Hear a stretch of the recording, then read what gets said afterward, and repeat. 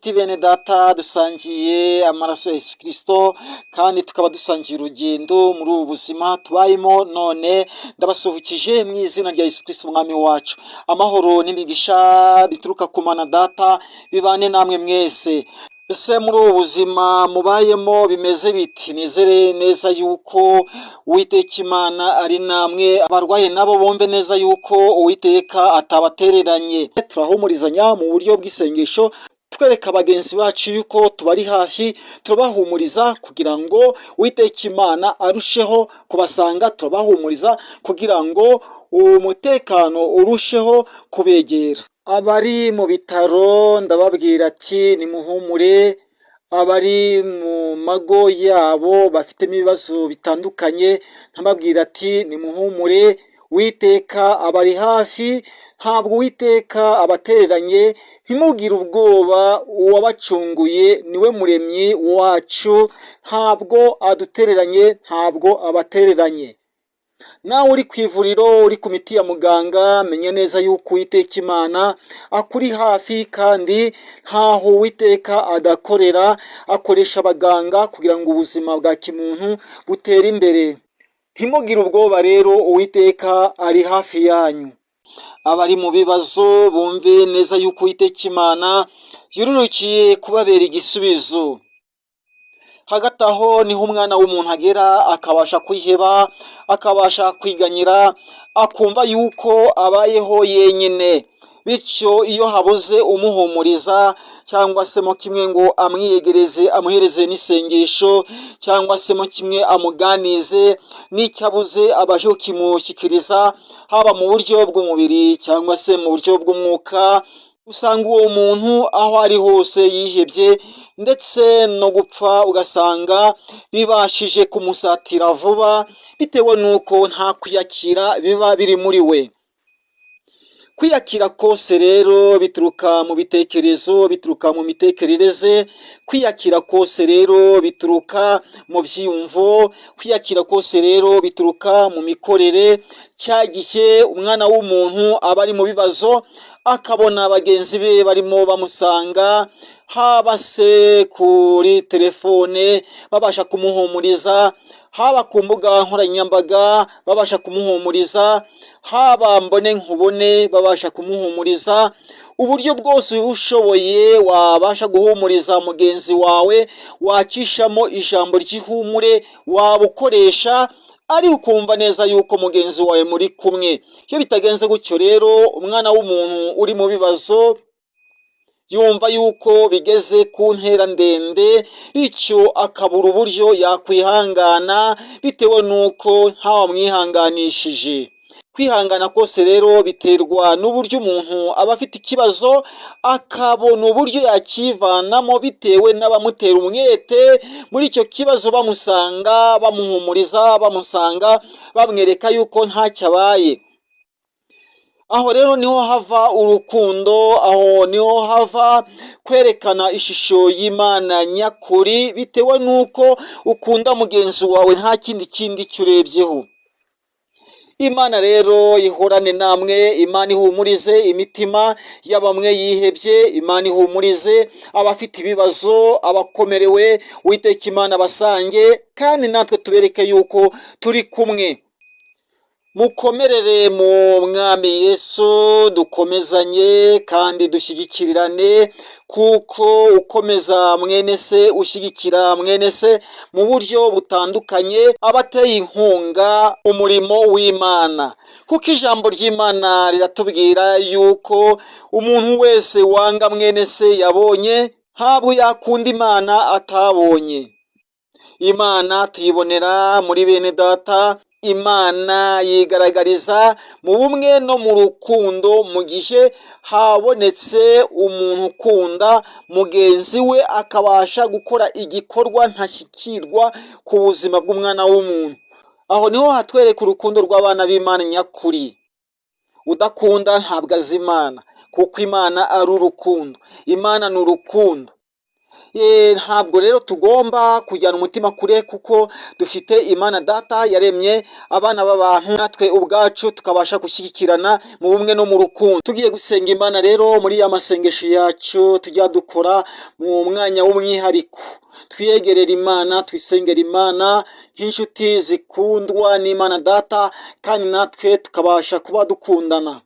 Ndabararikira kugira ngo tubashe kwiyegereza Imana, dusenge Imana, tubashe gusengera bagenzi bacu bari mu bibazo, dusengere bagenzi bacu bari mu bikomeye, dusengere bagenzi bacu babuze uko babasha kwivana muri ibyo bikomeye byose, maze tubasengere Imana, Imana igire icyo yabasha kuba yakora. Ntabwo twabasha kwiharanira twenyine gusa ngo mu gace dutuyemo tuvukamo, ahubwo dusengera isi yose, kuko isi yose abayituyemo ni ikiremwa muntu, abayituyemo ni ibiremwa muntu, abayituyemo ni abantu babe bafite ibibazo bitandukanye, kuko iyi si ni isi nyine y'ibibazo, ni isi irimo imivurungano, intambara hirya no hino, ugasanga ni ibintu biba bikomeye. Muri iyi si dutuyemo, muri iyi si turimo, usanga harimo ibikomeye bigenda bitandukanye. Iyo utarwaye uhura n'intambara, iyo utahuye n'intambara ntubura ikibazo cyabasha kugukura mu mwanya. Bityo rero tugomba gusenga Imana, tugasengera inshuti n'abavandimwe, ibihugu birimo intambara, tugasenga kugira ngo Imana izane umutekano muri ibyo bihugu, kuko abo baturage bari guhura n'ibibazo bikomeye ntaho bataniye natwe ubwacu, ubuzima bwabo ni kimwe nk'ubwacu. Tubasengeye rero tukabasha gusenga, Imana yagira icyo yakora maze ikazana umutekano mu bihugu bitandukanye. Twiyegereze Imana dusenge. Mwami Imana yacu, murengezi w'ubugingo bwacu, turagushimye kuko uri umwungeri w'ubugingo. Mwami, duciye bugufi njye na bagenzi banjye, tubasha Mwami kugusaba kugira ngo ukemure ibidakemuka, bya bindi byananiranye abana b'abantu usanga bibaruhije. Mwami, biriho mwa ino si ya none, harimo uburwayi, harimo intambara, harimo ibibazo, inzangano nazo zaragwiriye, ubwikundwe mwa ino minsi bwaragwiriye, hari n'abihebye bitewe n'ibikomeye. Turagusaba kugira ngo buri wese umusange, ufite ikibazo umubere igisubizo. Nta wundi twiringiye kandi nta wundi twishingikirijeho usibye wowe, umurengezi w'ubugingo bwacu. Turagusabye kugira ngo mwamukora ibikomeye, hahandi tutabasha kuba twakwigiza ubashe kuhatugerera, hahandi habe hakwiriye umutekano ubashe kuwuhashyira, amashyamirane yose atsindwe mu izina rya Yesu. Sengeye ibihugu byose, sengeye abaturage, sengeye abo hirya no hino, mu izina ryawe ubagirire neza, kuko uri umwami w'abami, uri Imana nziza, uri Imana ikomeye. Abarwayi Mwami ubakize, hari abari mu bitaro Mwami ubagenderere, hari abari mu ngo ubagenderere, hari ababuze Mwami hirya no hino ubagenderere, hari ababuze uburyo bakwitwara bitewe n'uko Mwami ubushobozi bwabo ari bukeya, nta kwirwanirira bafite. Mwami, ahabuze ukwirwanirira nubwo Mwami biba bibakomereye, Mwami uhagere Data Uwiteka, ugira icyo wakora maze ubuzima bwa kimuntu butera imbere. Ndasenze nzengeye buri wese, ndasenze nzengeye Mwami buri wese ibikorwa byarimo, Mwami ubashe kubishyiramo imigisha, hahandi Mwami umwana w'umuntu akora agira ngo yiteze imbere, uhagere ibyo bikorwa bye ubihereze umugisha. Abari gucuruza ubasange mu bucuruzi, abanyeshuri bari mu bizamini ubasange Mwami Imana, ubashe kubagirira neza no kubungura ubumenyi kugira ngo babashe kuzatsinda. Mwami, hari abiteguye kuzajya gukora ikizamini kibashisha diplome, Mwami ubahereze ubumenyi kugira ngo bazabashe kuzatsinda. Hari n'abandi bari mu mirimo itandukanye, abikorera ku giti cyabo cyangwa se abakozi ba leta, nabo ubasange ubateze imbere. Hari n'ababuze Mwami icyo bageraho bitewe n'uko nta bushobozi, bitewe n'uko ubuzima burimo busubira inyuma, bigatuma mwami batabasha kugira icyo babasha kwigezaho. Mwami ndagusabye kugira ngo ubahereze imbaraga babashe kugirirwa neza nawe.